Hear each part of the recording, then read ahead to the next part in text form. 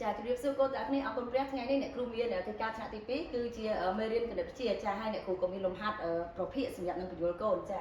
ទៅមើលលំហាត់ជាមួយអ្នកគ្រូចូលបញ្យល់ប្រភេទ1លើ2ចានិង1លើ3ចាអញ្ចឹងអ្នកគ្រូមានលំហាត់ចំនួន2ចាលំហាត់ទី1នេះគឺជាប្រភេទ1លើ2ចា1លើ2ចាអ្នកគ្រូបញ្យល់តិចចា1នេះគេហៅថាភាគយកចា1នេះគេហៅថាភាគយកចាហើយសញ្ញានៅកណ្ដាលនេះសញ្ញាបន្ទាត់នេះគេហៅថាសញ្ញារបាប្រភេទចាហើយខាងក្រោមនេះគេហៅថាចាលេខ2នេះគឺជាភាគបែងចាអញ្ចឹងលេខ1គឺជាភាគយកហើយសញ្ញាបន្ទាត់នេះគឺជាសញ្ញារបាចារបាប្រភេទហើយនឹងលេខ2គេហៅថាភាគបែងចាអញ្ចឹងឥឡូវគាត់មើលមើលយើងនឹងស្វែងរកប្រភេទតាមរយៈរូបភាពចារូបភាពទី1នេះគឺចាគឺជាចំនួនចាអញ្ចឹងចំនួននេះអ្នកគ្រូបានចែកជាចាអ្នកគ្រូចែកវាជា2ក្រុមចាអញ្ចឹងកាលណាយើងចែកវាជា2ក្រុមស្មើគ្នាគឺគេហៅថាប្រភេទចានេះអ្នកគ្រូបានផាត់ពណ៌យក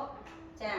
យកមួយផ្នែកចាយកមួយផ្នែកអញ្ចឹងកូនមើលមើលកូនអាចកលេចឃើញថាប្រភេទនេះគឺមានពីរចំណែកបែបនេះកាលណាយើងផាត់ពណ៌យកមួយផ្នែកគឺយើងសរសេរលេខ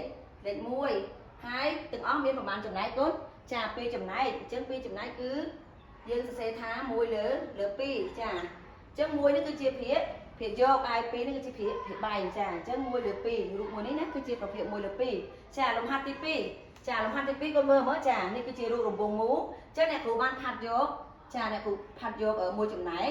អញ្ចឹងពេលដែលយើងផាត់យកមួយចំណែកគឺស្មើនឹង1ចាគឺភាគយកចាហើយនេះសញ្ញារបាអញ្ចឹងរូបនេះទាំងអស់គឺមាន2ចំណែកជាង2នេះគឺជាភាគបែងចាអញ្ចឹងយើងបានប្រភេទ1លើ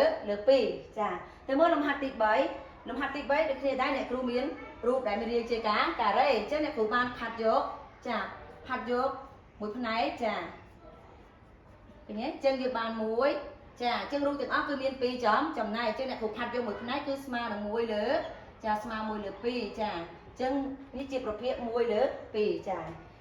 1លើ2ចា1លើ2 1លើ2ចានេះគឺជាលំហាត់ឬក៏គេហៅថាប្រភេទ1លើ2ឥឡូវកូនទៅមើល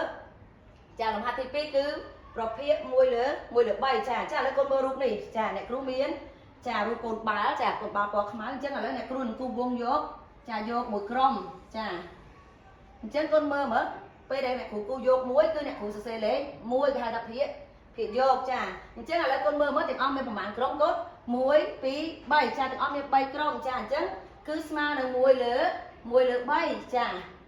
1លើ3ហើយ3គឺជាភាគបែងចាតោះទៅលំហាត់ទី2ចាអញ្ចឹងអ្នកគ្រូមានរូបភាពរង្វង់មូលដែរប៉ុន្តែអ្នកគ្រូបានចែកជា3ចំណែកហើយបន្ទាប់មកអ្នកគ្រូយកមួយចំណែកចេញចាយកមួយចំណែកចេញមកចាអញ្ចឹងឃើញទេណាពេលដែលយកមួយចំណែកចេញគឺបាន1លើ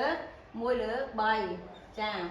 ដោយសារតែប្រភេទនេះមាន3ចំណែកចារូបចុងក្រោយចាកូនមើលមាន3ចំណែកមែនទេអញ្ចឹងអ្នកគ្រូគូសយក1អញ្ចឹងបើគូសយក1វាស្មើនឹង1លើចា1លើ3យើងឬក៏យើងនិយាយថាប្រភេទ1លើ3ចាអញ្ចឹងសម្រាប់មេរៀនថ្ងៃនេះអ្នកគ្រូមានប៉ុណ្ណឹងហើយសង្ឃឹមថាកុំភ្លេចកូនៗទាំងគ្នាមើលលំហាត់បន្ថែមទៀតក្នុងសៀវភៅពុំរបស់យើងមានលំហាត់ច្រើនមែនទែនហើយសង្ឃឹមថាមេរៀនថ្ងៃនេះនឹងជួយដល់ទាំងអស់គ្នាផងដែរអរគុណច្រើនសូមប្រាប់ទានពរគុណជម្រាបលា